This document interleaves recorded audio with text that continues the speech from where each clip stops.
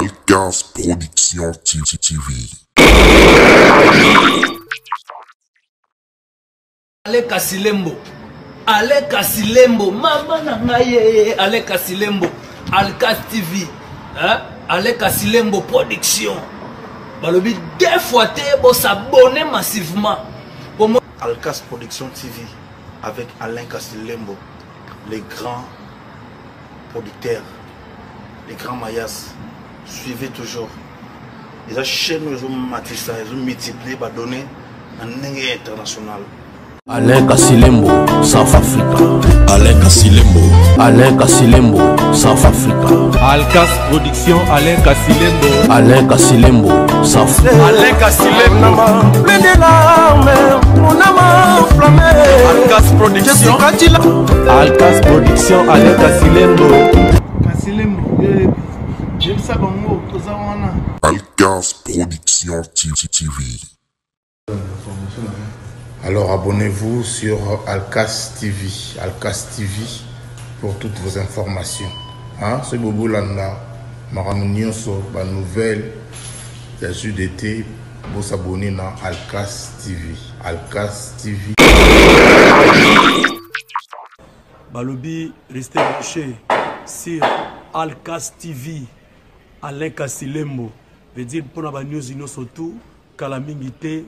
Quelque chose se prépare.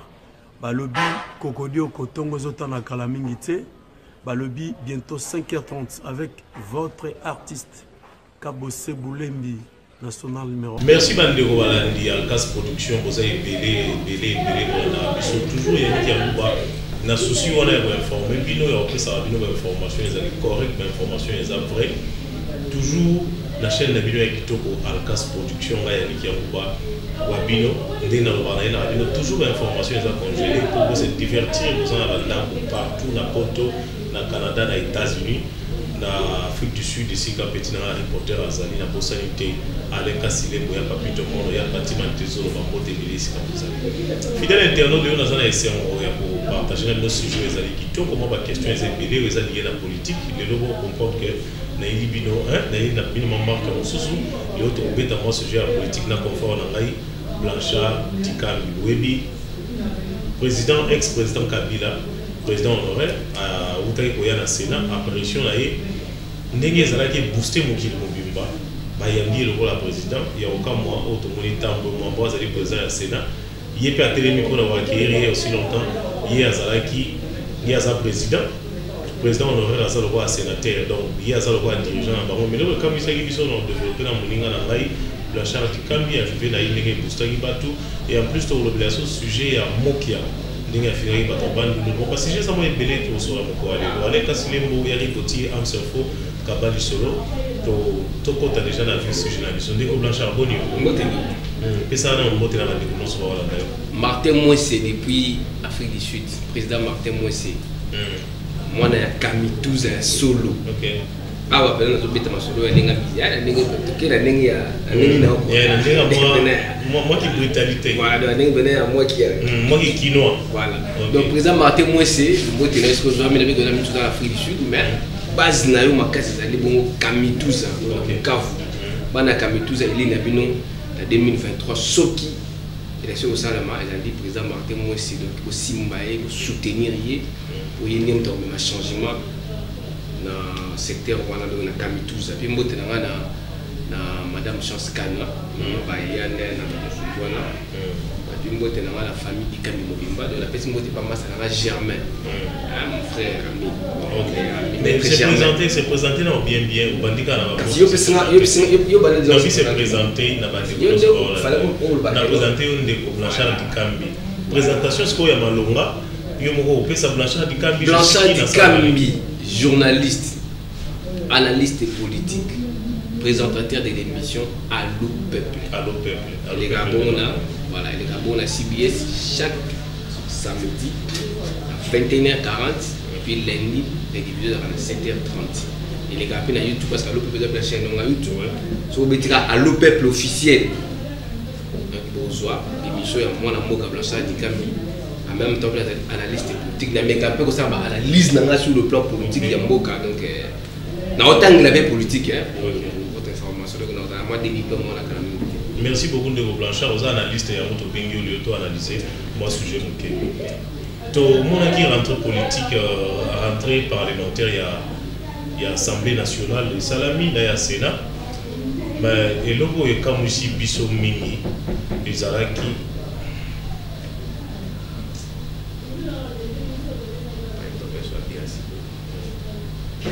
Tu bois aussi pour mettre Germain au monde. Mettre Germain Fanda. Tout c'est la réalité. Pardon, tout c'est la réalité. Tout c'est la réalité. Tout c'est la réalité. Pardon, tout c'est la réalité. Surtout si tu as quand même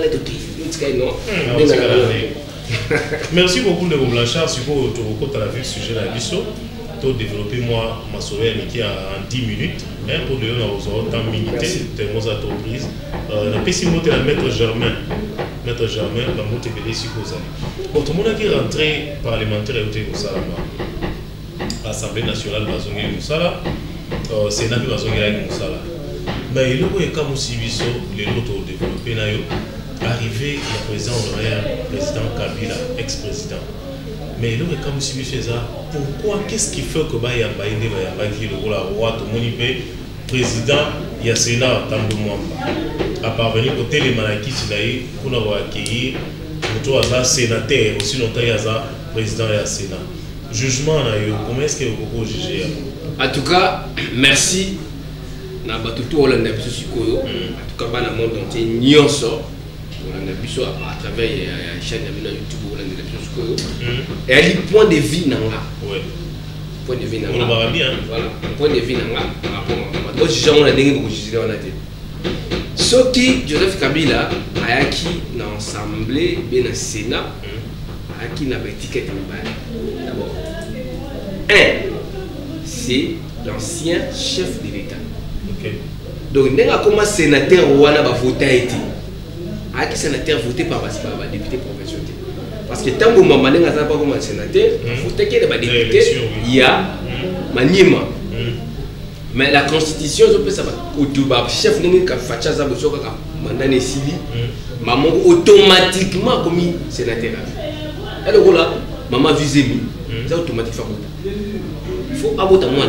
Il faut aborder dans la soit opération, soit de voie normale. C'est automatique. Donc, Kabila, nous avons commencé sénateur à vivre, ils ont dit, dès que nous avons PC gratuitement, la constitution, on va voter. C'est automatique. C'est la constitution qui organise tout ça. Alors maintenant, pour comme un mec, c'est tout à fait normal. Comme un chef de l'État. Tout à fait normal. Pourquoi? Parce que c'est un chef de l'État. Le sénateur Mingi, le Sénat, le sénateur, moi, je Kabila est à la même sécurité. Vous comprenez? Tara Kabila est chef de l'État. Tara Kabila, chef de l'État, 18 ans. Tu vois, il y a un Sénat. Ça veut dire que le président Sénat, on ne peut pas rappeler qu'on a mis le chef de l'État. Les deux. En tant que sénateur, il faut aller à comment on appelle ça? Ah, tu vois les histoires là, je vois, oui. En tant que sénateur, alors que nous avons un président, Kabila n'a pas président au Sénat. On a dit bureau président Sénat. C'est pas dit que le président Sénat qui fait Kabila. Non, Kabila a dit pas n'est qui m'a gâté. Avec Koutoukouti na Sénat, à Matiti na 3e niveau pas fait Tamboui. Avant le bureau le président Tamboui. D'ailleurs, on a spécifié dans il dit maintenant le mot ou à la tête Kabila plan on a. OK. Il dit maintenant on a donné dans la question de là on a fait c'était donc jugé fait. Alors tant comme le Sénat, c'est tout à fait normal qu'en tant que président de la République, sénateur à vie, à la même rang na batwa nati. Na ba sénateur mususu nati. À la même rang, à la statut on a bongoté. Parce que la même chose Kabila doit foutre un bon quand même la salaire pour le Sénat. Mais est-ce que dans le est-ce que arrivé à Kabila ou à Ndegayaki, dans le premier jour il y a rentré, il y a Sénat. Mais est-ce que ça va continuer à Obanda? Non, ça dit. C'est un sénateur à vie d'abord à la suppléante. À la suppléante. Sur la ligne aïe. Mais c'était sur la ligne, sur la ligne aïe. Quand il y a un bon pour n'aïe, c'était logique parce que le sénateur, la majorité du sénateur de la FCC. Il y a des autorités morales dans la FCC. Il y a un ménaillé, il y a un sénateur, nous allons monter. Tant que mon bien qui est présent Assemblée, président Sénat, on a la même statut dans la Kabila. Tant que mon sénateur, n'a compte il y a Sénat. Mais Kabila, ça, même les colos à un moment. Parce que Kabila donne des injonctions sur le plan de FCC à un moment. Voilà. Mais tant moment ne peut pas donner des injonctions à Kabila dans le FCC. Non, mon président, c'est pas le FCC, parce que il y a une autorité morale là-bas. Nzambe là-bas, on est là. Et le Guayou, Bala, Bota, tout ça, on va pas parler. On a responsable de la famille, on a bon, papa n'a pas responsable, mais il a ajouté. Mais tu as papa. On a parlé, tu vois, en tout cas, papa. Malgré que malgré que danger, papa n'a pas je suis toujours son fils. Donc le cas de Tambo et de Kabila, c'est comme ça. Kabila, ancien chef de l'État, a la même statut de Tambo Mambati. Vous comprenez? Donc, si on a un Sénat, d'abord en tant que chef de l'État, ancien chef de l'État, parce qu'on a afin de la protéger, ce n'est constitution, il faut protéger le chef de l'État, il faut. Tout à fait normal de voir. Ok, merci beaucoup, Jean-Charles Ricard. Mais toi, en tant qu'analyste politique, est-ce que l'habitude, il faut continuer l'habitude le président honoraire a eu un Sénat. Mais les autres lobbies peut-être auraient trouvé les soutiens.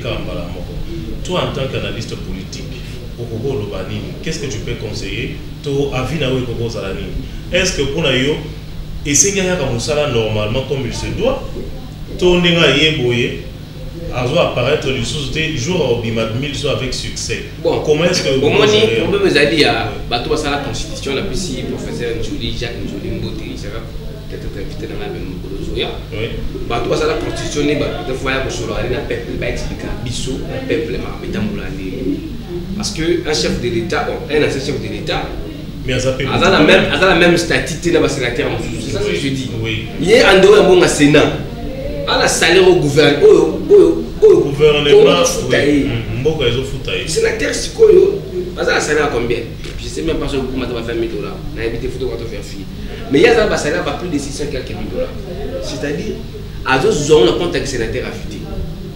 À ce moment, il y a ancien chef de l'État. Avantage de la constitution est bon, mais il y a des exemples comme ça. C'est-à-dire, ceux qui, à l'ombre, les bons gens de la présidence de la République, a commis pas l'un voilà où on peut sortir mon colo, tu vois, donc, moi, ma façon de se comporter, ma façon où se comporter, est-ce qu'il y a le côté de la commission? Est-ce qu'il va intervenir? Parce qu'on va intervenir par exemple. Il y a ça, Moutaï Zamboka. Charles Bert va intervenir. Et il y a contre le président Fachi. Mais parce qu'il connaît les secrets de lui. Il connaît comment gérer l'administration, comment gérer la présidence. Bon, c'est pour ça que le chef de l'État, ancien chef de l'État, Joseph Kabila, c'est bon. La semaine prochaine, il y a un créer par exemple, de ces mots sur le chef de l'État.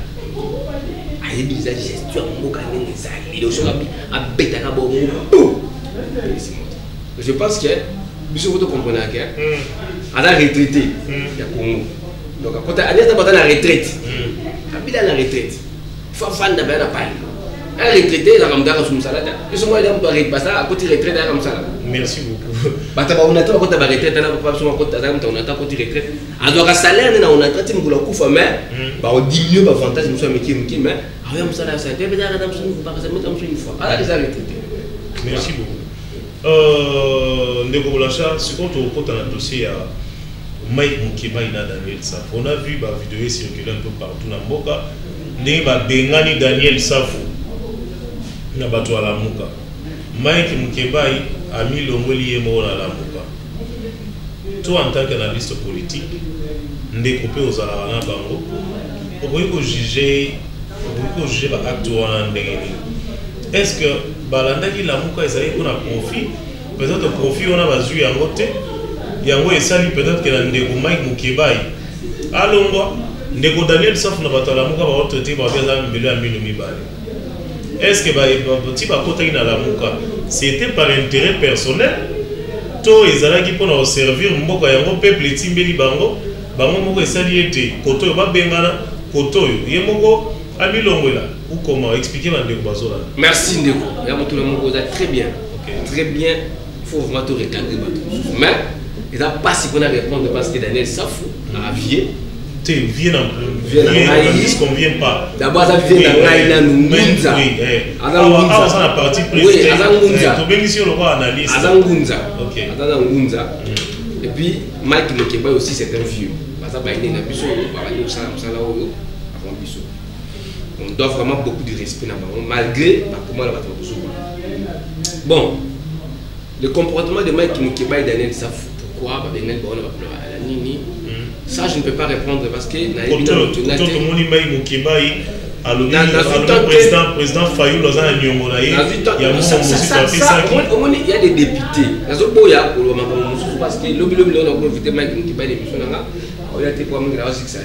mais analyse politique il y a des députés selon analyse on a 2023 de Goyani Yangumba on a 2023 autant parce que pour finir tout le monde a sa carrière en 2023 pour la 2018 pour les cas députés les deux faut finir la Kabila à l'époque pour les cas députés il faut finir la Kabila tous ces gens ont tout à tout le député campagne électorale na bango message électoral na bango zaki kaka Kabila aujourd'hui nous avons un Congolais comment la moka Fati béton si quoi il y a ça là au la télévision pour finir Fati au finir les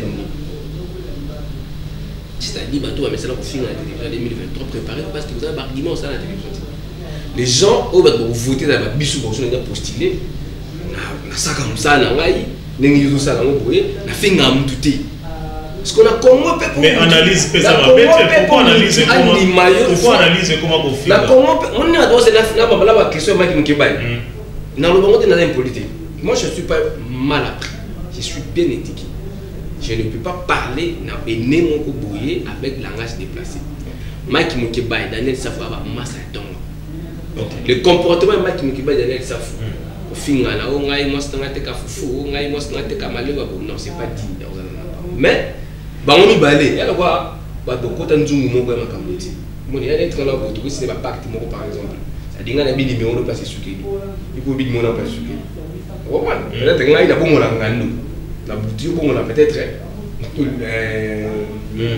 bongo na peut-être nguma OK nguma ko mela ngando ti na to mona nguma melinga je sais pas si vous mettre Germain Tambo na na mona nguma melingando ce que nous wala numéro moko tu vois intercelle wana ils doivent rester ensemble parce que ça la fierté dans la député. Quand ils étaient encore des journalistes pratiquants, on sa fierté na biso de tourner d'abord ma parler. Tu comprends pas tout le monde journaliste grâce à la plume. Alors pourquoi pas député, il faut ce qu'on vous a plus d'éducation que plus des injures de journalistes.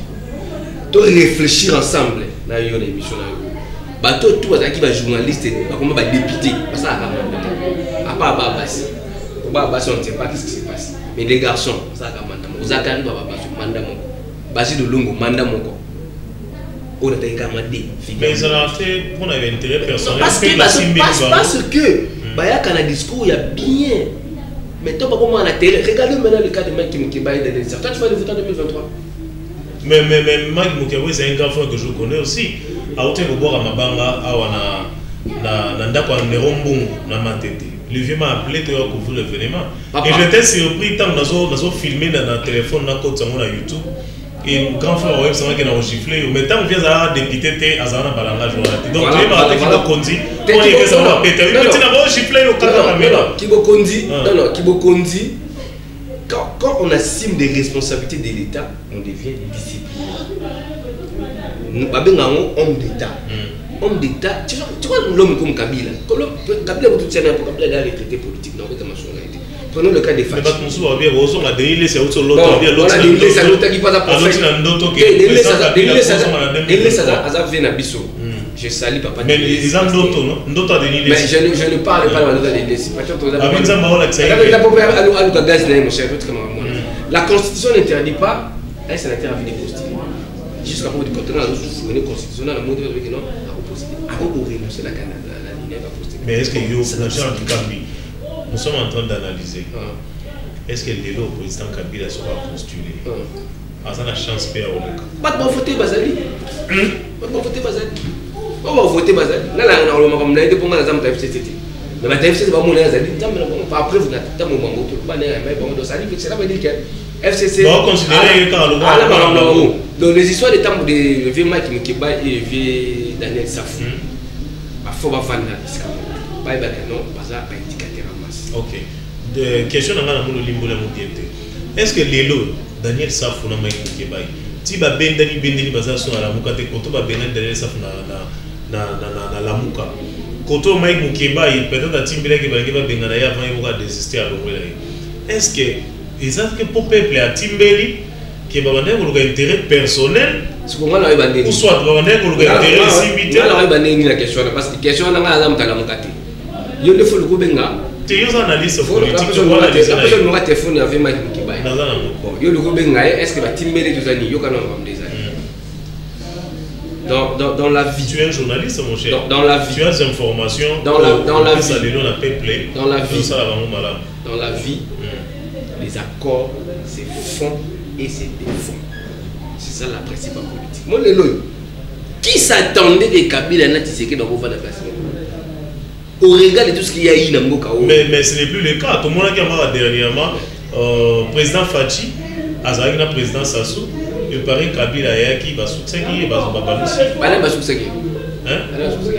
Mais non, il dit babalousi qui va babalousi qui cortège. Je ne pense pas, je ne crois même pas. Papa. Je ne veux même pas parler de Kabila parce que Kabila prend dans la politique. Donc s'il vous plaît, moi je suis en train de parler des faits normaux. Donc les accords se font et se défendent. La minute où au cas où tu es Jean-Pierre Bemba Kabila va yokani. Les autres tout le monde dans le meeting il y a avec tout ce qu'il y a eu. Que là je serai du contrat de la majorité parlementaire qui est dirigé par le gens du FCC, qui est dirigé par Kabila. Majorité parlementaire, c'est dirigé par Kabila. Mais il le dit que nous dans la majorité parlementaire. Mais tout ce qui a eu entre battre le Kouébou, et comment on vient le problème parce que va botoler parti AFDC, on est un coup et tout comme ça. Tu vois, en politique, les accords se font et se défendent. Nous sommes pas ceux qui m'ont dit que à mon que non, quand on a aller qui toque, il sait peut-être faire la compta cash. Il peut faire sa vie, il est libre. Parce que les députés aucun parti politique, je l'ai dit, aucun parti politique ne peut faire un député 5 000 $ sur la campagne électorale. Ils ont dit, FCC va peut-être donner 400 $. Par personne. Tu sais, quand tu as 400 $. Non, il y a comme la bombe qui va m'en parler. Quand tu as 400 $ dans la campagne électorale, il faut faire la campagne, il faut faire l'action sociale, il faut faire la minée. Et ça fait 400 $ sur le monde.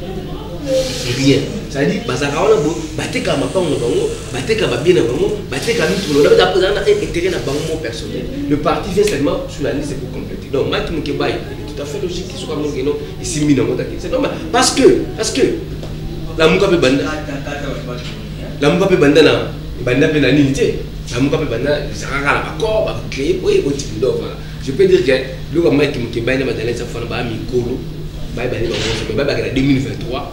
Peuple a un roulage, il y a le peuple a un roulage. Soit Kangi Boye, Alexis Kotodo, quel peuple a un en 2023. Merci beaucoup. Est-ce que le dossier est rentré scolaire? Il y a publication plutôt.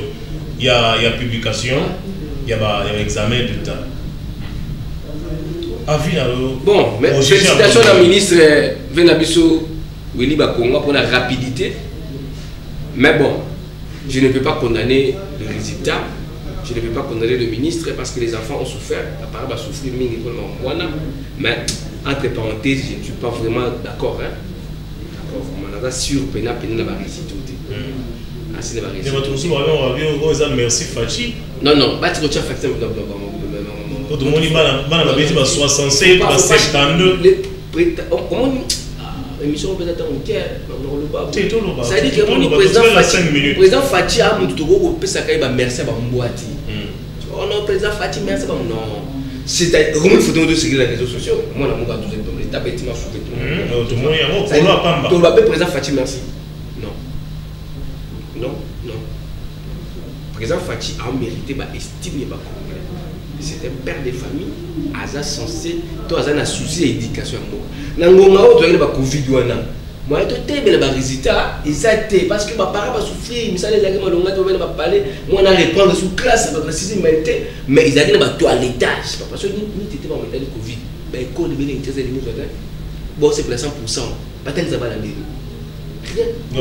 Covid ça moi je ne veux pas Covid des sali que bana pas so ebele pourquoi ta polémique na ba parents parce que même ba parents ba bi que non bana ba tellement ba mo mais merci beaucoup na mboka ningi quand même fongole mutema pour que opesa papa bana ba opesa ba université merci la ministre Willy Bakonga na ningo sali moi na ningi vraiment la cité dans le ministère wana mais dans ce que na néoto banda oyo pour monter va nous soulever la série. Merci beaucoup. Quand tu as vu un dossier Mokia, on doit aussi ça. Tout le monde a dit que Mokia a dit la chaîne de la télévision, il y a des gens Fabien, Tchang TV, a fini bateau abandon et yo to yebio oza parmi bateau ba coordonner ka moi ligue wana ya bino bateau abandon. Ba kombo abandon. Te ngala congolais. Te oza congolais. Mais mon cher, c'est normal. Et ça normal. Nous allons pas au coordonner la vie. On va aller au muta ba vie na yo. C'est la coordonner ba muta. Pourtant on comment OK. OK. Nazam tiki na na OK. Comme ça na tiki la congolais. Donc on a ba tribalisme. Tiki la autant OK. Comment est-ce que vous pouvez juger que moi qui est na chaîne la télévision a film na bato ban répartir dans ba déco ba. Gabriel Mokia à l'école une émission na ngai. A sengai pardon. Le pardon libère.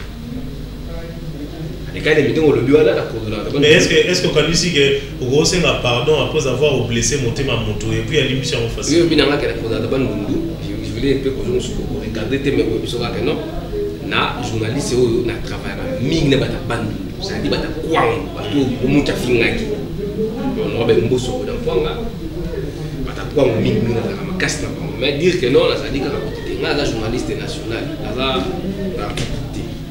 ali muluba na ali mungala na ali tuna solution na ba ya kwato ba ya kambe mo kana wa mani mission na ko afinga ko ba no kona wa ba na ça je peux dire dans quelque chose Gabriel Moka senga pardonner pourquoi yo ka mission na le banque Azaki il avait mal compris le message de Fabien tu vois Fabien le banque il paraît ma pas ngo Gabriel Moka zo ki wana c'est maman Denise Yakeo.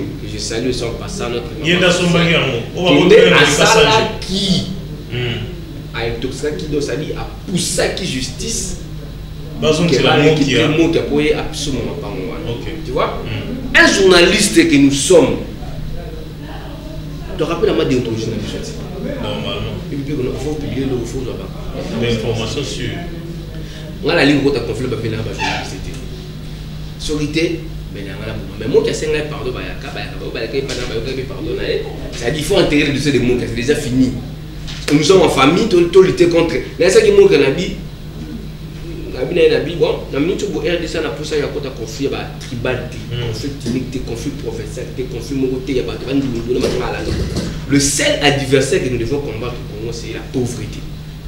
On a la Boulouba, on a la Bende, Mouchoko, Mounani, Maître Germain. Tamboué, petit dans ma de Kala, le tour de photo ensemble pour combattre l'adversaire au hasard social et congolais, au hasard. Mais quand vous mettez entre yo, même Bablo va te donner une bosse à un tribalisme, c'est pas important. Le Congo n'a pas besoin de conflits ethniques, de conflits tribaux. Nous avons déjà voulu le lobby, il faut avouer et pardonner. Olimbi Gabriel Mo qui a comme il y a le peuple, tout à la président Fatia, tout à la Makambu, tout à la négué Mbogo Tamboula, soutenons nos autorités, de respecter Bango. Voilà. Merci beaucoup. Comme la Souka. S'il faut conclure, tu peux passer un message à Souka. Dans le dossier, tu le il y a des Kabila. Tu le dossier, il y a Mike Moukeba, il y a Daniel Saf. Tu le dossier, il y a Exeta, publication examen d'État. Donc le béni sous Neboya Mokia, n'est pas au fin de la bande. Il faut conclure en un mot, n'a conseil dans la bande de Konoso à la division. Président Joseph Kabila, président pour la compte il y a. Président honoraire. Pour la compte il y a FCC, c'est lui le président FCC. Elle est tuée, tu veux président, il y a un président. Il y a un président Germain Tambo, Massalanga Germain Tambo, Maître Germain Tambo, le patron, il y a Boutimouga Gaïa, la côté de Louvaouana. Autolac numéro 77, c'est-à-dire ma papa Bassi. C'était un numéro tout Hollande. Qui tourne donc, voilà, vous, ma vraie chérie, tout est qui, voilà, Tarapaya. Moi, la mboka, Germain Tam, donc il aura bien appris à bien, donc mon frère et ami, donc j'étais sali mettre là aussi. Bon, Joseph Kabila, président honoraire, Olimamboka, vous comprenez que Congolais a une Kyoté. Congolais a un système là. Fachi Beto, le nouveau président de la République. Zala ami yaba Congolais. Conseil a offert dans le pays de la Bozala ba ami ya peuple et non ba ami ya bamina. Au moins le président Joseph Kabila à l'époque le ancien président. Abana ko luka satisfaire ba Minaku, ba Shadari, ba Nemi, je sais pas moi ba Nani, il n'a pas voulu être ami à peuple. Lui il voulait peut-être mon adonner Minaku, il ça bien, on s'ala kitoko. Ils ont flaqué dans les Français. Bah, tenez compte que il faut que nous ayons ami à peuple. Ce qui peuple a l'ingio. Mais n'a pas l'ingioté. Tu t'en fous. Moi, la mission, Fachi, peuple a l'ingio. FCC, vous savez, ma cambo, vous savez, vous savez, tout le monde est aussi mal. Parce que ça ami à peuple.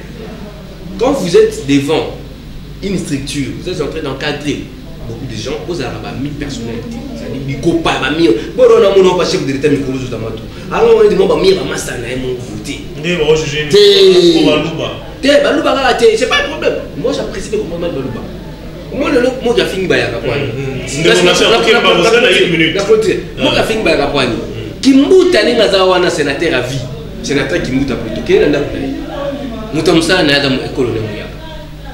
Mouta si la guerre s'apporte dans Mouyaka. Balouba a confiance. Non, non. Moulouba Zali, ceux qui a pas moi mis. A n'a pas de souffrir. Comment moi je suis devenu ministre de Rolanda, je suis cousin de mon boy. À Katina Matita. Vous comprenez?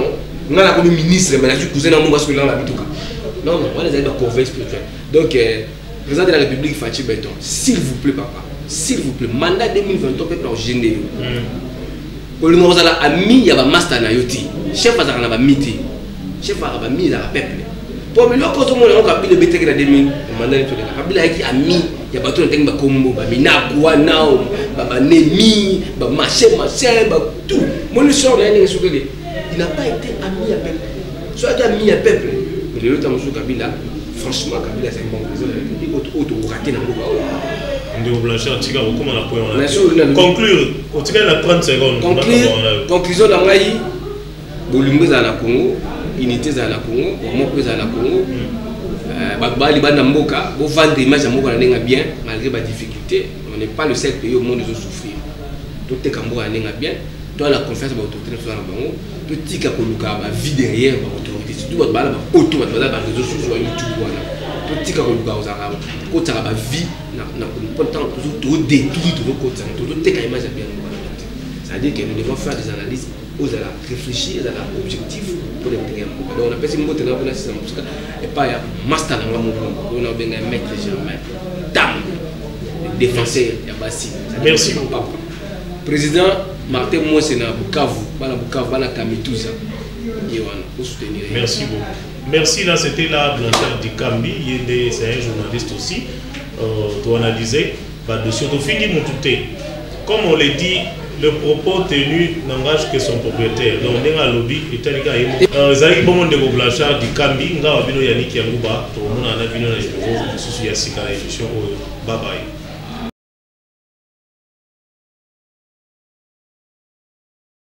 Alcas Production TV.